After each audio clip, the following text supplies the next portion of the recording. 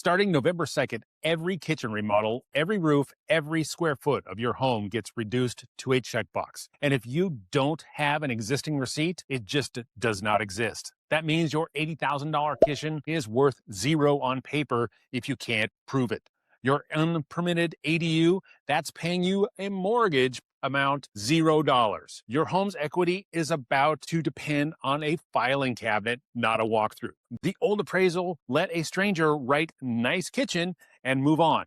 The new one integrates every cabinet, every countertop, every year, and every brand, and gives you nothing for guessing. I'm going to walk you through 10 ways this new rule can quietly kill your sale. And the one thing agents aren't telling you, and honestly, don't even know about. So let's talk about number one. Number one is what appraisals used to look like and now what they're going to look like in the future. There's a new rule and it's called UAD 3.6.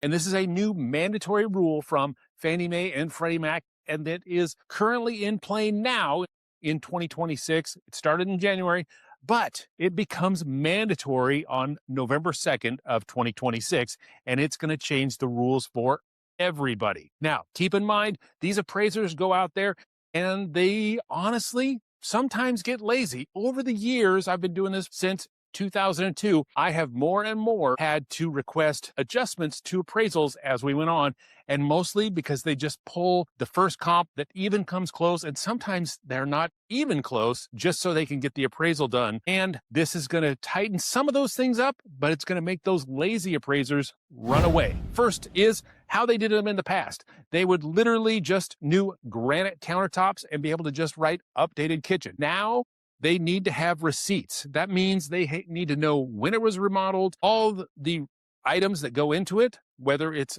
granite or quartzite or other things. And they also need to know the appliance, years of install, and their value to begin with. And if you can provide that information to the appraisal, it's going to go a long way to you getting the number that you really think you should. So number two is rushing the appraisal order. Now, because these appraisals are going to take a lot more effort. This is a completely new system, and all the forms that everybody used to be able to use for the last 20 years are completely out the window. That means a lot of appraisals are just going to be like, hey, I was going to retire next year anyway, so I am out. And what that means for you, if you are a seller, you need to write into any of your counters to the buyer that they need to order that appraisal on rush. Now, this is a little bit more expensive for them, but you need to make sure that you do it because it could really affect the timelines, and there's nothing that kills a deal more than just letting time pass by. Number three is tight appraisal contingencies. And what do I mean by this? Well, the appraisal contingency that is standard in the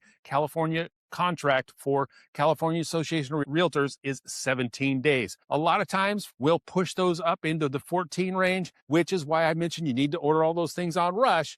But keep in mind, all these appraisers are going to have to do way more work, and that if they can't provide the details on their own, they're just going to check box unknown, and that's going to add no value. Additionally, they're also going to be in a place where there's going to be a lot less appraisers out there. Make sure that you take advantage of your timelines and watch them. Make sure that your buyers order that appraisal immediately upon getting into escrow. They put that earnest money into escrow and they order that appraisal the very next day. Number four is what you need to watch out for with your outdated major systems that have no paperwork. Now, if you bought the house inside the last 5 years, there are things that have been done to the house that you just might not know about, but you need to pull all the documentation as the seller or as the seller's agent that you can get up front before that appraiser ever comes out.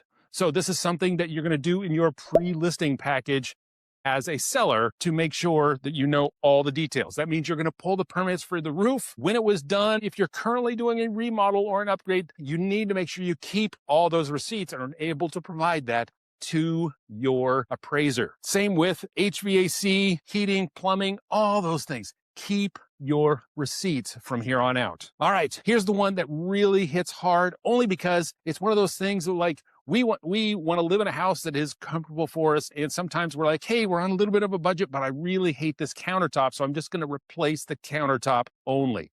Well, If you have a partially remodeled kitchen or bathroom or whatever, and you don't have the receipts, but there's been a partial remodel, let's say in 1998, and then there was in 2015, you are going to get zero credit for that if you don't have those receipts on exactly when you did it and on exactly what the material was to make sure that you are all taken care of.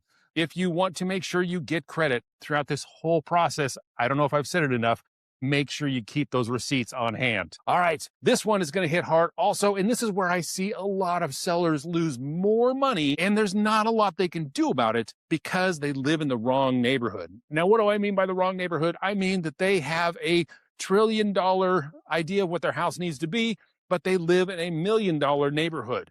And so you have upgraded your house, you've put a $150,000 kitchen in the backyard, or you've upgraded to your kitchen itself on the inside to all wolf, right?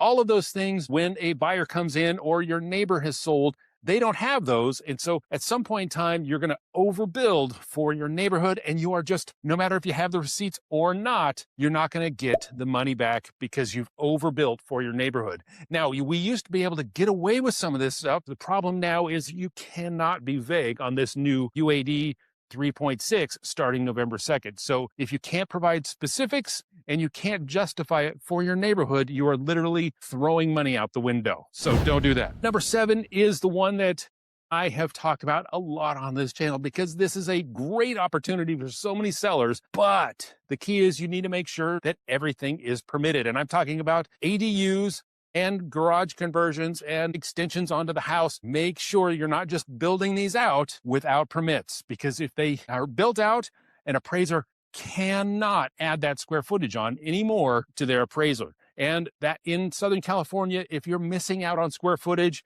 you're missing out on a lot of money. So do not do a unpermitted ADU. And if it is currently unpermitted, start the process now to try to get it permitted before you actually put your house on the market, because you can actually take advantage of that square footage, but only if it is legal. Now, most of the time, you're just going to get zero value out of it. However, if you are in a situation where the appraiser feels like there might be some risk, it could literally be a deterrent to your value, even though you have that space, right? So make sure it's up to code and permitted so you get all the advantages and not an actual negative on your equity on your house. One of the things, and this is going to change, that I have always told my sellers is to never be there when people walk through their property. Now I want you to be there, because now this means that the agent needs to be there with all the proper answers in place, or you as the seller need to be there when the appraiser shows up. And why do I want this? Well,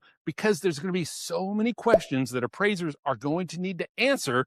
And if they don't have the answers, they basically just leave it blank or unknown. And that can reflect on the validity of the appraisal. And maybe a bank is going to look at that appraisal and discount it because they don't have the proper answers. So why do you need to be there? Well, you need to be there so you can answer a lot of those questions. I'm not telling you to bug the appraiser 24/7 when they walk through your door, but they might have questions and you need to make sure you're able to answer them. All right, number 9. And this one always annoys me because I think that the one place where an agent can really show their wares is in the property description.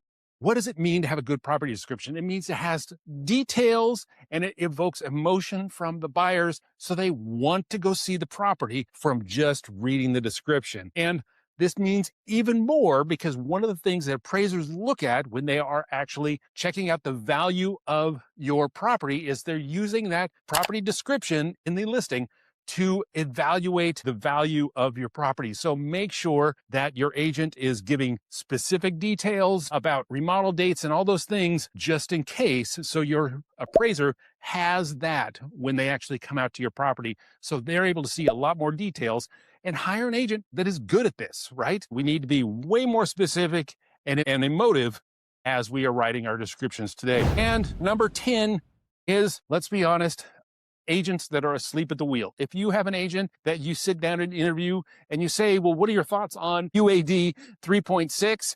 And they have no idea what you're talking about, you need to rethink who you're sitting down with, right? Because they're not going to be proactive in attacking these things when that appraisal comes out to make sure that you're getting the value you deserve from your property. So make sure that when you're interviewing agents, that they are up to date on what exactly is going on in their market in California, and that you are going to be able to take advantage of every ounce, square foot, square inch of your property and not have it thrown out the window because you have an agent that doesn't know what's going on. So keep that in mind.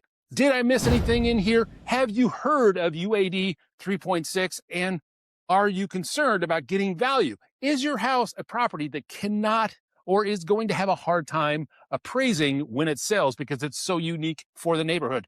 I've got a current listing just like that today. And basically I have to do a very detailed, almost appraisal on my end so I can hand that to the appraiser and make sure that we get the value that my seller deserves. All right. If there's anything I missed, please write it down in the comments below. And also to make this easier, use my system, use my seller's workbook. The link is down below in the description. Thank you so much for watching. And I hope you're starting November.